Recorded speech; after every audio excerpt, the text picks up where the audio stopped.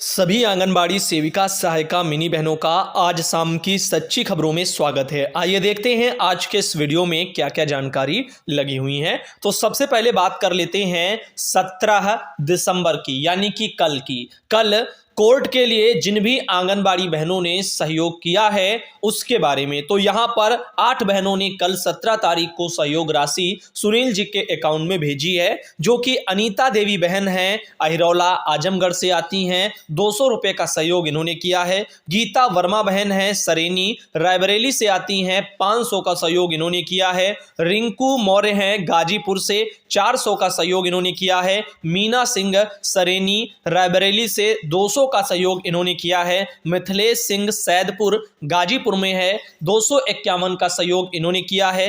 हेमलता बुलंदशहर 200 रुपये का सहयोग इन्होंने किया है। वंदना शर्मा महाराजगंज 250 रुपये का सहयोग इन्होंने किया है। उर्मिला पाल शिवगढ़ प्रतापगढ़ में है और 500 का सहयोग इन्होंने किया है। तो नाम के साथ कुछ जगह की परियोजनाएं भी हैं और जो कि सामने वाले जिलों में पड़ती हैं। तो अब इस तरीके से कल 17 तारीख को सपोर्ट मिला है। बहुत से लोगों के मन में एक सवाल उठ रहा होगा कि अभी तक टोटल कितनी बहनों ने सहयोग किया है। तो आइए देखते हैं। सुनील भाई ने इस बारे में जानकारी भी भेजी है। उन्होंने कहा कि अब तक मात्र 200 लोगों ने सहयोग किया है और प्रदेश में 2.25 लाख आंगनबाड़ी हैं। उत्तर प्रदेश में 2.25 लाख आंगनबाड़ी है इस समय, और जिसमें से मात्र 200 लोगों ने कोर्ट के लिए लड़ने में अपना सहयोग दिया है।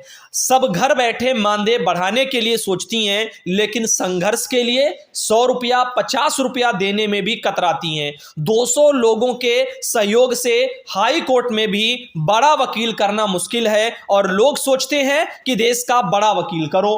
अब आप बताओ कैसे आगे की लड़ाई लड़ी जाए। अब स्वयं से सोचो।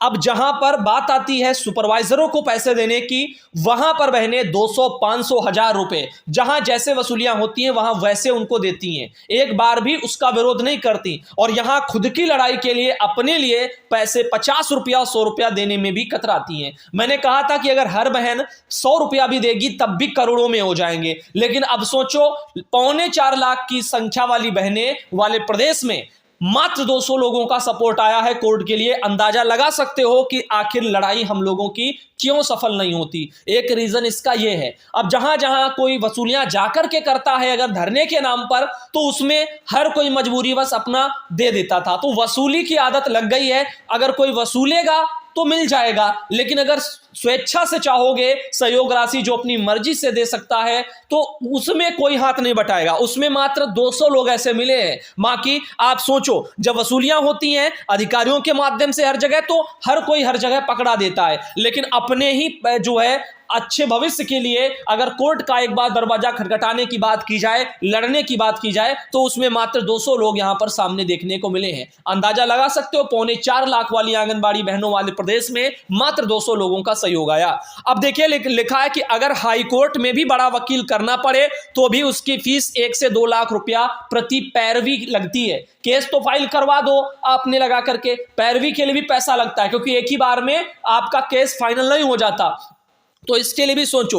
इन्होंने आगे भी लिखा, इसीलिए सरकार बड़े वकील रखती है और हम जैसे लोग हार जाते हैं। तो गवर्नमेंट क्या करती है, कोई भी केस ऐसा होता है तो उसमें बड़े बड़े वकील रखती है अपने पास अच्छे। अब वही लोग फिर केस आराम से जीत लेते हैं, तो हार तो जाओगे ही, और इसीलिए आगे कुछ हो नहीं पाता। ये कड़वा सत्य है जो कि आप लोगों को दिखाना जरूरी था, इसलिए वो दिखाया गया है। फिलहाल के लिए अभी इस बारे में हम और बात करेंगे तो आप अंदाजा लगा सकती हो बहनों कि कितने ज्यादा जो है सोचा गया था और कितना कम यहां पर देखने को मिल रहा है। ये 17 तारीख तक का पूरा ये 17 वाला मैंने दिखा और हर दिन का आप लोगों को एक एक करके दिखाया गया है। तो चाहो तो जिनको देखना हो पिछले वीडियो में और ये सब जोड़ करके भी देख सकते हैं कितनी बहनों का सहयोग हुआ। 200 बहनों का भाई ने सहयोग बताया है और आप अंदाजा लगा सकते हो कि कितना कम सहयोग आया है। अब बताओ कि कैसे कोर्ट की लड़ाई लड़ी जाएगी, समझ सकते हैं ना इस तरह से। तो वही जब मैंने प्यार से कहा कि हर बहनें अपनी स्वेच्छा से दे दे, किसी के साथ कोई जबरदस्ती नहीं है, तो फिर भी लोगों ने अब अपना ऐसा जो भी जिनको देना था उन्होंने दिया।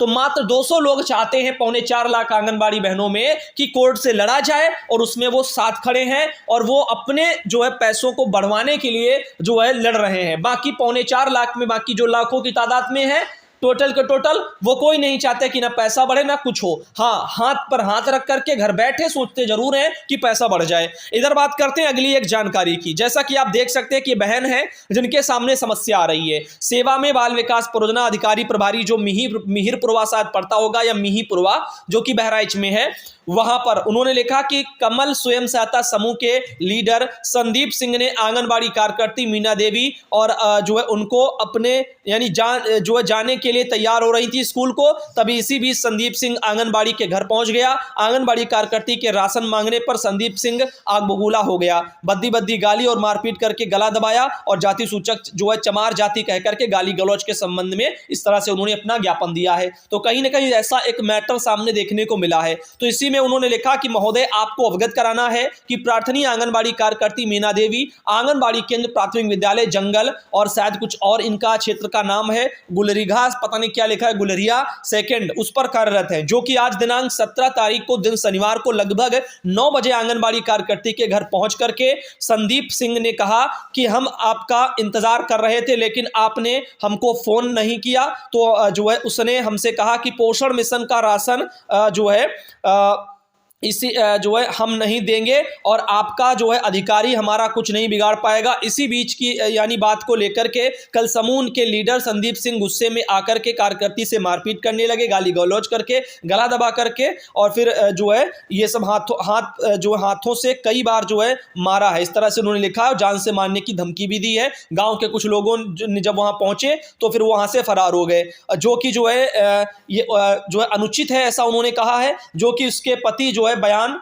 यानी उसके पति बचाने उन्होंने शायद लिखा हुआ है दौड़े, तो उसको जो भी है जो है उन्होंने क्या लिखा, मारा पीटा, जासूचक गाली दे करके उनको भी वहां से भगाया। इस तरह से उन्होंने अपना प्रार्थना पत्र लिखा हुआ है। राइटिंग का थोड़ा इशू है लेकिन आप समस्या समझ सकते हो, राशन वितरण को लेकर के है और समूह के साथ में है। तो आए दिन ऐसे झंझट वाले केस सामने आते हैं, तो इस बारे में वहां के परियोजना अधिकारी थोड़ा संज्ञान ले और अगर इस तरह से दबंगई का मैटर चल रहा है समूह की तरफ से तो इनको बदल करके दूसरे को नियुक्त किया जाए। और कहना चाहूंगा इन प्रार्थनी से भी कि आपने परियोजना अधिकारी को तो ज्ञापन दे दिया, अगर कार्रवाई नहीं होती है, समूह बदला नहीं जाता है तो डीएम के पास भी आप एक लेटर जरूर लिख दें। और मान लो यहां दे भी दिया है, कार्रवाई नहीं होती है, लेट हो रहा है, तब भी आप डीएम कार्यालय जाएं, वहां भी एक एप्लीकेशन ऐसे ही दे दें ताकि इस कार्य में जल्दी से जल्दी आपको राहत मिल जाए और जो भी धमकियां दी गई उनको भी वहां पर नोट कराया जाए। इधर बात करते हैं यहां पर सुनील कुमार पाल भाई की, जिन्होंने एक आर्टिकल साझा किया है कि दलित बस्ती में आंगनबाड़ी केंद्र होने से बच्चे नहीं जाते, यानी दलित बस्ती में आंगनबाड़ी केंद्र बना इसीलिए बच्चे वहां पर नहीं जाते हैं।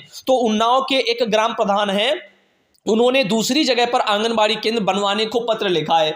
बताओ कैसा जमाना है, कैसे कैसे लोग हैं, अभी भी जो है भेदभाव छुआछूत वाली चीजों को लेकर के आगे बढ़ रहे हैं। और ऐसे में शिक्षा के जो मंदिर होते हैं उनको भी यहां पर इसी की चपेट में आना पड़ रहा है। तो जैसा कि आपको हम बताना चाहेंगे इसी संबंध में ग्राम पंचायत जो है ये सगवर पड़ती है उन्नाव में, यहां पर दीक्षा राम मंगल मिश्रा प्रधान सगवर के, उन्होंने के लेटर लिखा है 17/12/2022 को सेवा में माननीय आशुतोष शुक्ला जी विधायक जो है शायद उन्होंने भगवंत नगर उन्नाव लिखा है। विषय ग्राम सभा जो सगवर में आंगनबाड़ी केंद्र बनवाने के संबंध में विनम्र अनुरोध है कि ग्राम पंचायत सगवर विकास खंड क्षेत्र वीघापुर में आंगनबाड़ी केंद्र न होने के कारण काफी समस्याओं का सामना करना पड़ रहा है, जिससे कि छोटे छोटे बच्चे हरिजन बस्ती से जो है जाने में असमर्थ हैं, यानी हरिजन बस्ती से जाने में असमर्थ हैं। यदि आंगनबाड़ी केंद्र का निर्माण हो जाए जिससे जनहित में समस्या का समाधान हो सकता है। और आशुतोष जो है महोदय जी से अनुरोध है कि उक्त विषय को ध्यान में रखते हुए कार्य कराया जाना अति आवश्यक है। जैसा कि आप देख सकते हैं कि यहाँ पर ये सोनू पांडे बहन है फैजाबाद से, जिनके द्वारा अपने बच्चों को वहाँ पर पढ़ाया जा रहा है और बाकायदा कुर्सी मेज भी आप देख सकते हो हर बच्चे के लिए अलग अलग दी हुई है। तो ये सारी सुविधाओं का हक हर एक बच्चे को है, लेकिन वही चीज़ें है ना कि हर जगह एक जैसी जो है सिचुएशन नहीं है, हर जिले में अलग अलग लेवल से अधिकारी काम करते हैं और इसीलिए कहीं कहीं सुविधाएं मिलती हैं, कहीं कहीं सुविधाओं का अभाव भी देखने को मिलता है। ये सुधा बहन सिद्धार्थनगर से आती जिनके द्वारा फोटो भेजी गई, माया कौशाम्बी से आती जिन्होंने फोटो भेजी है, और ऐसे कुछ और भी जानकारी, बहुत सारे लेटर हैं जिनको हम कल वीडियो में आपको दिखाने वाले हैं। तो कल के वीडियो भी बहुत ही इंपॉर्टेंट है, बहुत जरूरी आदेश भी आपको दिखाए जाएंगे। काफी चीजें हैं जो आपके काम की हो सकती हैं, जैसे कि एक आर्टिकल अभी दिखाएंगे कि गवर्नमेंट ऑफ यूपी ने ट्वीट किया है कि साइबर वाले अपराधी होते हैं उनको सजा दिलाने में जो है उत्तर प्रदेश सबसे आगे है, और दिल्ली के साथ में उन्होंने कंपेयर किया है कि साइबर अपराधियों को सजा दिलाने के मामले में यूपी आगे है, दिल्ली पिछड़ी है। ऐसा यहां पर ये एक आर्टिकल आया है। तो देश में ऑनलाइन वित्तीय ठगी के मामले किस तरह से कहां पर है वो आप देख सकते हैं। 2021 के आंकड़े आप देख रहे हैं, ये 2020 के और फिर 19 के। तो इस तरह से बढ़ते जा रहे हैं मामले। ये ध्यान देना, जो मामले हैं जो कि पीले कलर से वो मामले दर्ज वाले हैं, जो कि गिरफ्तारी की बात की जाए तो हरे वाले हैं, काले से जो हैं उसमें वो दोषियों की संख्या लिखी गई है। तो इस तरह से मैटर आप देख सकते हो, ऐसे मैटर आते रहते हैं। तो फिलहाल जो है सो है, राजनीति को लेकर के चीजें हैं, और जब भी कोई पार्टी इस तरह के ट्वीट करती है तो उसमें आप समझ सकते हो कि कैसे क्या उनके मेन मकसद रहते हैं। तो गवर्नमेंट ऑफ यूपी ने अपना ये ट्वीट किया है, दिल्ली को पिछड़ा बताया है और यूपी को आगे बताया है साइबर अपराधियों को सजा दिलाने के मामले में। खैर जो भी है, हर जगह साइबर ठगी वाले केस हो रहे हैं, इन पर थोड़ा और संज्ञान लेने की आवश्यकता है ताकि ऐसे मामले सामने ना आए। और इसके लिए सिर्फ गवर्नमेंट ही दोषी नहीं है, इसके लिए जनता भी उतना ही जो है दोषी है, क्योंकि वो जागरूक होना नहीं चाहती है। जितना ज्यादा जागरूक होंगे तभी आप ऐसी ठगियों से दूर रह पाएंगे। अगर आप ही जागरूक नहीं तो सरकार चाहे जितना आपको बचाए, आप जो है ठगी का शिकार हो ही जाएंगे। वही कहावत है ना कि आपको कहां कहां से कौन कौन बचाता फिरेगा, अगर आप अपने आप को ठगवाने के लिए बैठे हैं। तो इसीलिए जागरूक बनो, कैसे क्या ठगते हैं उस चीज को जानो और ऐसी चीजों से दूर रहो। और इसमें सबसे ज्यादा अहम भूमिका रहती है लालच की। अगर लालच आपके अंदर है तो ठगी का शिकार होते आपको देर नहीं लगेगी। अगर लालच नहीं है तो कोई इतनी जल्दी आसानी से आपको ठग नहीं सकता। इन चीजों का आप हमेशा ध्यान रखें जीवन में। धन्यवाद दोस्तों आज के इस वीडियो के लिए।